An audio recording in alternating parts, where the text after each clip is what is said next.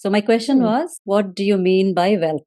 Arth, the second Purusharth of a Grihast. Last time we discussed, remember, the four Purusharth. Purusharth means, Purush means human, Arth means meaning, the things by which you find meaning to life or make your life meaningful. Dharma, Arth, Kam and Moksha. The four Purusharth given by our rishis for a Grihast Jivan. So last time we discussed Dharma, and I must say I got so many feedbacks about the video, and it was like an eye-opener for many people. Many people said that it was really, really nice, and they started following more intently on the topic we discussed and being more aware in their life. So that's a good thing. Today's topic is Arth, wealth. What does wealth mean to you? Knowledge, help others. That's wealth. If you're able to do that, yeah, that's wealth. It's your own perception. So whatever you think, if you close your eyes, what does wealth mean to you? I would say kindness, peace in my life, gratitude. But of course, there is a literal meaning as well to wealth, which is indicated by money. So I wouldn't say like I'm completely away from it. I mean, that's also another indicator that how much money you have and influence you have on others. So to basically earn it even with truthfulness and with no harm done, being comfortable in helping, like even like having enough to help your family and more for the community. I think it depends on your age as well. According to me, knowledge. So if you have a knowledge, yeah, it's you can do anything and you can gain whatever you want. And yes, money is important. For my age, yes, I should be doing for the community as much as I can. According to me, like wealth, if you have like lot of wealth, so help the needy people. Okay, so that you can help people, enough wealth. Yeah. Okay, that's a good answer. health is wealth. अर्थ से एक तो material हो गया और second मुझे लगता है कि जो हम रिश्ते एंड दोस्ती कमाते हैं वो भी वेल्थ ही Okay. होती है. I agree with Jasbir ji.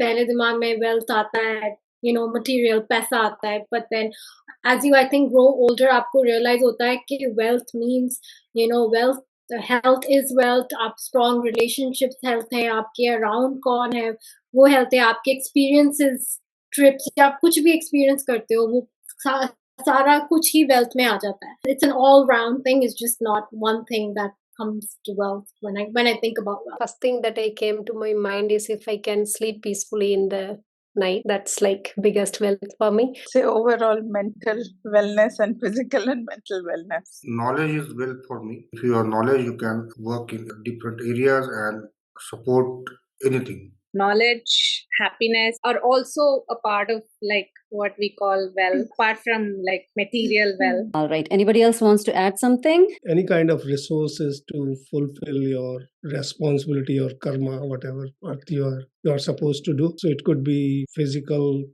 mental, environmental, whatever it is. So it's kind of resources overall which allow you to fulfill your karma. Very, very mature answer. Pradeep ji, kya baat hai? You gave me some time to think over it. So I just want to start with one doha of Kabir. So Kabir का एक दोहा है, it's Sai इतना दीजिए जामे कुटुंब समाए मैं भी भूखा ना रहूं साधु भी भूखा ना जाए. Basically he was saying that God give me so much that even I can sustain myself and I can also sustain the sadhus of the society. So basically if you were looking for that material wealth, that's what our rishis have said, that it should be prosperity so that you can not only fulfill your needs, but you can also help the community around you. That's material wealth. And our rishis have always said that knowledge of self, Atma Gyan, is the greatest wealth. They didn't say anything else. That's the ultimate wealth a human has the capacity to possess, which will lead to permanent peace of mind. Arth ka meaning hi meaning hota hai, right? Arth itself means meaning.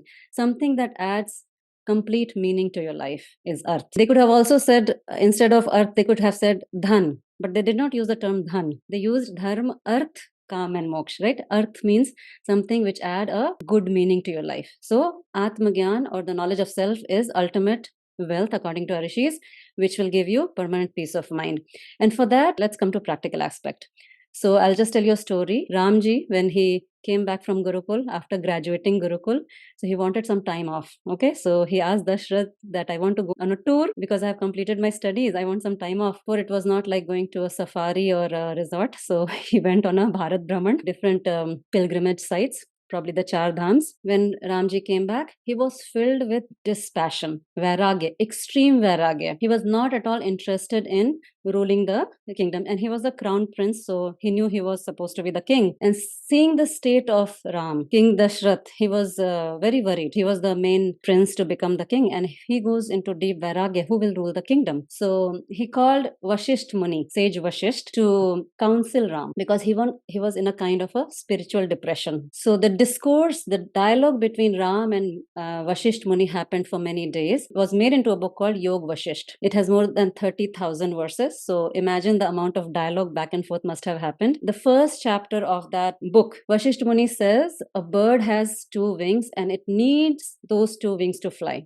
Even if one wing is cut, it cannot fly. Similarly, for humanity to flourish, for any society to flourish, it needs two wings, two aspects. One is the wing of spiritual success, the other is the wing of material success. Okay? And spiritual success should be the basis of attaining the material success. Otherwise, if material success is without spiritual success, earth becomes unearth. And if the entire society is busy in attaining material success alone, it's doomed for failure. That's what is written in that book, and that we see in today's life. When only material success is the main aim of life, every professional will look at the client as a money minting machine. Be it a lawyer, be it a teacher, a doctor, everything will become a business. Mind will then be caught into sensory pleasures, because earning money will only be for enjoyment of life. Okay, you must have heard this dialogue in Hindi. Kamate kis liye hain? खाने के लिए, enjoy करने के लिए. Eat, drink and be merry. When a society reaches that point, it's called hedonism. Hedonistic society, which means pleasure, sensory satisfaction, which is the highest goal of human life. And this will inevitably leads to addiction. I'll just share a couple of instances where people have reported addictions about their own self or family members. So a friend of mine called me saying that husband has ADHD. So if he doesn't take the medicine for ADHD, the life becomes difficult. She cannot tolerate him. He becomes dysfunctional and he has so much of addiction. So we have come to a point where relationship is dependent on a small pill. Okay, people have so much of screen addiction these days. Then I was talking to somebody. She herself is telling she has a lot of problem, and she says, I'm 40-year-old, but my body is like 60-year-old. I want to start yoga. So I said, and she said she cannot do in the evening. I said, at least join on the weekends. We have 8 a.m. in the morning. She said, 8 a.m. is like midnight for me. I said, what time do you sleep? Obviously sleeps up at 2 a.m., 3 a.m. because of, again, screen addiction. So that's what has happened. It's important to understand that your worldly success does not violate your moral responsibility, and you still work under the realms of your dharma. Like, what is your first dharma? Self-care. I've always told, and your journey towards moksha starts with taking care of your body and your mind. I'll give you a drishtant. Drishtant means metaphor, that is given by the Kathopanishad. That drishtant says, it's a drishtant of a rath, and you have seen this picture in Bhagavad Gita many times. There are 5 horses. So those 5 horses represent our 5 senses. The person who's holding the rein is your buddhi. Rain is the mind. So senses are like horses that will go in all directions. That is the nature of the senses. The eyes will want to see things. Ear will want to hear gossip or whatever. The mind, which is controlled by the intellect that pulls the horses in the right direction. So every moment you have a choice between preyas and shreyas. These are the 2 terms given in that Upanishad. Preyas means what is priya to us, what we like. And shreyas is what is good for us. Every moment you have a choice. What is good for us versus what is pleasurable and beneficial. So a person who has an integrated sense, mind and intellect, all 3 work in harmony, and intellect is nicely fostered, is the person makes good choices. They always go towards what is shreyas, what is beneficial for them, even though it may be difficult for them initially. But they always make right choices. And when you foster that, then your life goes in a right direction. And that peace of mind is attainable through our sadhana. So you have to understand how our mind works, how that peace of mind can be attained. So senses is more berserk. They go in our direction. Mind is higher than senses. Intellect is even higher than senses. What is higher than intellect is you, the rathi, the person who's riding that rath, the chariot. And in Bhagavad Gita, who holds that rein? Bhagwan holds that rein. So if your intellect is surrendered to Bhagwan, your Rath will lead in the right direction always. You'll win the war. Metaphorically, the war of life, whatever we go through from morning to evening. Sort of a war, right? Sometimes getting up in the morning becomes a war. Getting our kids ready becomes a war. That's what it is. That is ultimate peace of mind. That is the ultimate wealth as given by the rishis. And there is a methodology given. That's why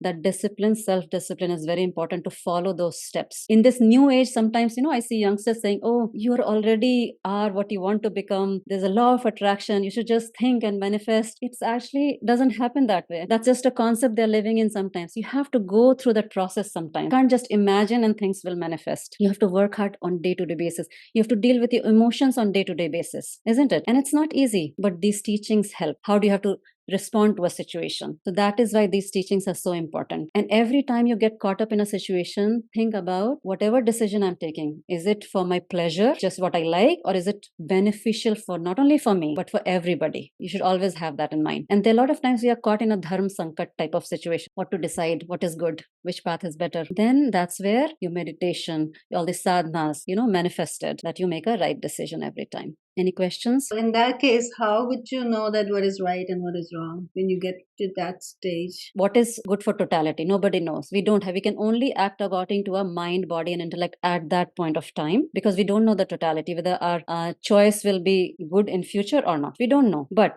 as long as you take the path of least harm at that moment. What is dharma? Dharma is the path of least harm, and not according to ego or for short-term benefit. You have to think in long term. As much as you can think, connect more with then your intellect is faster more, and then you tend to make better decisions, as opposed to when you're making emotional decision. What I suggest is whenever you're too emotional, don't make any decision. Let your emotions subside, because emotions are important. Let it subside. Acknowledge that you're feeling this way, but let it subside. It's like a wave. It'll go up and come down eventually. Emotions are like that. They're like waves on the surface of our mind. That's the best you can do. A lot to process at this moment. No, its problem is more of conscious decision sometimes. Sometimes we make quick decisions and then regret it later, or like, oh, I should have taken a little more time thinking about it. For me, the question is, how do we get there? So the teachings, these practices, they help to make you right decision, and also your intuitive power increases gradually. You kind of foresee what can happen in future if you make this way, this path, or you can never 100% predict it, okay? Because we are limited. We don't know the totality.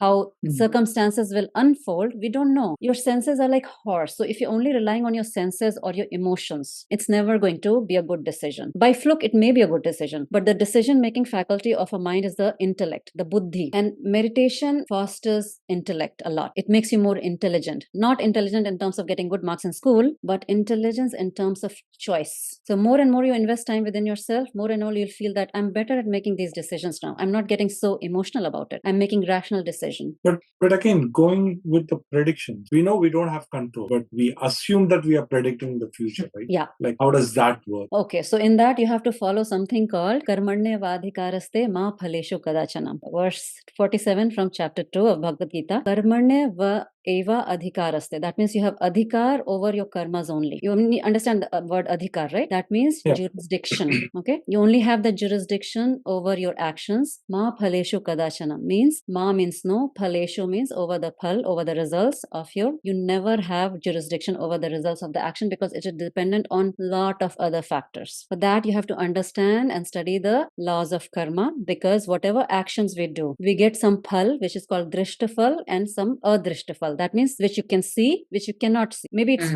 nesting in future. Drishtphalam and adrishtphalam. Drishtphalam, for example, if I take a sharp turn, I may get an accident, right? But sometimes I get some injury which I don't even know later. Maybe I get some ligament injury in my back which later manifests. I'm just giving a very crude example, okay? So any karma has two types of phal. Again, that adrishtphala is dependent on a lot of factors also, which will fructify in near future, late future, we don't know. So the next line is Ma Phaleshu Kadachanam Ma Karma Phal Hetur Bhuhu Mate Sangos Akarmani. That means just because you don't know the result of your action or it's not under your control, that doesn't mean you'll just put your hand in hand and not do anything. because you have to take the decision, right? But again, another part of this is whatever phalam you're getting, whatever result you're getting, you accept it like a prasad bhav. You do an action, you take a decision, you can get exactly what you wanted, you can get totally opposite to what you wanted, or you can get more than what you wanted. There are always 4 outcomes. For example, let's take a simple action of crossing the road and catching a bus. Okay, so you want to cross the road and catch a bus. So you cross the road and you get the bus. That is as expected. Second is you cross the road, you miss the bus. Unexpected. You didn't expect that. Third action, cross the road and you have a friend waiting for you and he gives you a car ride. Nice. More than what we expected. Fourth is you cross the road, you end up in a hospital when you open your eyes. There are 4 outcomes of any action, which is dependent on our karma also. Fourth one should also be captured with. Yes. That's what is written in Bhagavad Gita, and that should be the attitude. No matter if you get what you have not expected at all, it can apply to this situation like accident, or it can apply when you're talking to somebody just be very rude to you or snaps at you, be it your relative or be it your child. You should not get shocked out of it. Okay, this is what it is. But without getting agitated, you should work towards. Suppose you end up in the hospital with a fractured leg. What is your action now? Okay, Bhagwanji, you've given me this. That's fine. What can I do next? I have to get better now. You only tell me the path. Any result has to be accepted with prasad bhav. That is one of the aspects of Karma Yoga. That alone is wealth for you, peace of mind. Because you've gone into a situation, whether you like or you don't like, you have to come out of it. So the attitude of gratitude will help you sail that difficult times easily, as opposed to attitude of feeling miserable, isn't it? Same situation. You can be miserable in that situation in the hospital, or you can be happily saying, oh my God, I really wanted a break from my work, so I don't know, God will give me this way. And laugh at it, maybe your pain will go down. You understand? It's your choice again, whether you want to feel miserable or you want to just accept it and go from there. Maybe that situation has come for your growth. Maybe you really wanted some time off or a pause in your life. We don't know. I'll give you a very small example of I analyze very little things that happen in my life. Okay. A lot of work in my office. So I took some overtime on Saturday, but I don't like doing overtime because I'm already so busy, right, with this and full-time job. But then there was a requirement I did. And then this past Saturday, I again booked for overtime. And then on Thursday, I got fever, very high fever, 101 fever. So I called and canceled my overtime. I definitely cannot go and see patients when I have a fever myself. So, and then you won't believe, I did all these mudras and everything, all the yoga techniques I knew about fever. Fever went down in one day. Friday was totally fine. I could have gone for that overtime, but then I analyzed. God didn't want me to go for that overtime. I felt, because I didn't want it, but I was just doing it for the sake of doing it because the situation was created. But then if I hadn't got a fever, I wouldn't have cancelled that, right? And as though Bhagwan is speaking to me, be satisfied with whatever you have. Don't take overtime now because you'll be stressed out physically. Body needs rest. So analyze situations of your life. Why this sadness has come? What can I learn from it? And say thank you every moment to that Almighty, because He's shaping the path for you. The universe or Bhagwan, whatever you call it, it has a plan for you. That's why this situation has come in your life. How can I grow from this situation? What is there to learn from me? Kids are not doing well in school. Kids are not getting married. What is that situation teaching me? Did I answer that question? Yeah.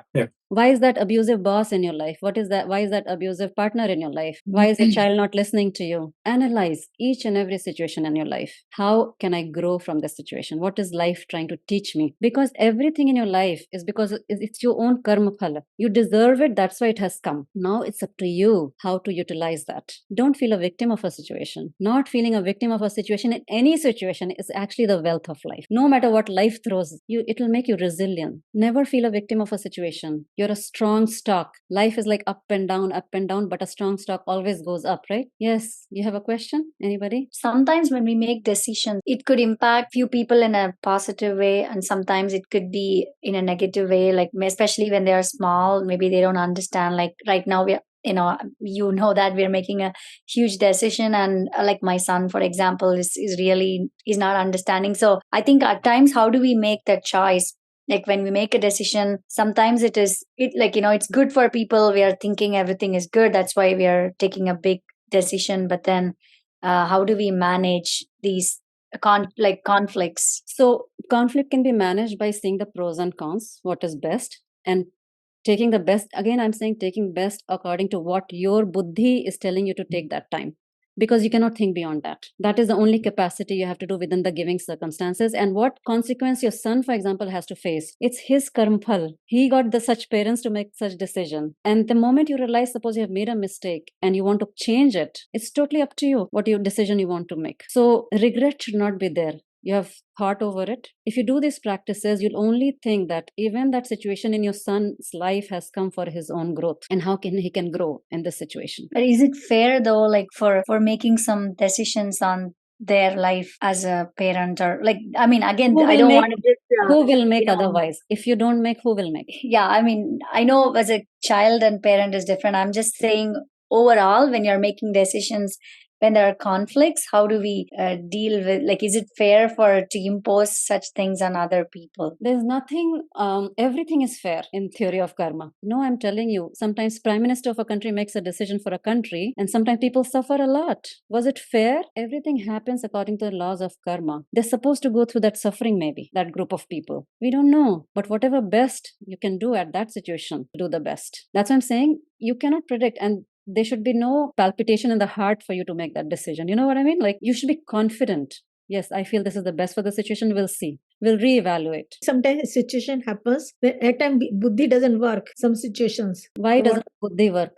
Tell me. Where does the buddhi go? Sometimes situation is like so much emotion or what. Emotions, stop there. Emotions. You get caught into emotions. Buddhi gets clouded by emotions, right? I told you have to wait for the emotions to subside to make that decision. Acknowledge that this is the emotion flowing. Emotions are like clouds. It won't let the sun shine. And buddhi is like sun. It's always clear. Buddhi knows actually. But when the cloud comes, you cannot see that shining, right? So you have to work on your emotions. The thing is, we become too caught up into the drama of life. That's a problem. You have lived so many lifetimes. In this lifetime, you're caught in the drama for your children, your husband, your wife, whatever it is, or your job. You have dealt with countless husbands and wives and children. Why don't you? We don't remember that. Thank God we don't remember. But this is what it is. We are on a karmic journey. Wherever your mind get caught up, you just think, एक lifetime इतना परेशान कर रहा है मुझे. I don't know what decisions I have made in previous lifetimes. These teachings have to sink. This is not something mythological or anything like that. It's your life. It's you who's going through all this experience through countless lifetimes. It's okay.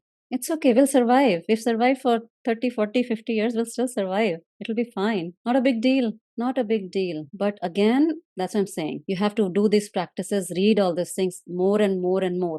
Sometimes this is the only rope you can hang on to come out of that deep pit you're in. No other teachings can be so profound to pull you out of the suffering, because these teachings will end your suffering over a period of time. It's 100% guaranteed. Yes. Any more questions? Very nice questions. Anybody has a burning question, like things that, oh, these teachings are impractical, just open up your mic and talk to me. You're saying to invest time on meditation, reading books, but I'm on the technology side, so the world is running around, so I need to catch it up to make money and survive my family, right? So how do I have to balance both of it? Like, I'm like in a confused state right now. Let me put it that way. Do I have to study the talk of AI and other things today, or should I talk about? Should I read about all these yoga? It depends on your fire within, how much you want to get freedom, because all the knowledge of the world will only educate you about the world. It won't give you freedom. It will make you more tied up, and you can balance it. Like I said, India was known as golden bird, right? Sone ki chidiya, because it has spiritual based success and it was materialistic. Why did the whole world come to India? To plunder it. Will you go to a desert to plunder it? Because it was rich. So much of richness. Why? Because it was spiritually rich. You won't go to a poor country to plunder it, will you? Why do you come to West? Because it's rich right now. Otherwise, why would you have come to US or Canada? Now India's economy is getting better. There's reverse migration.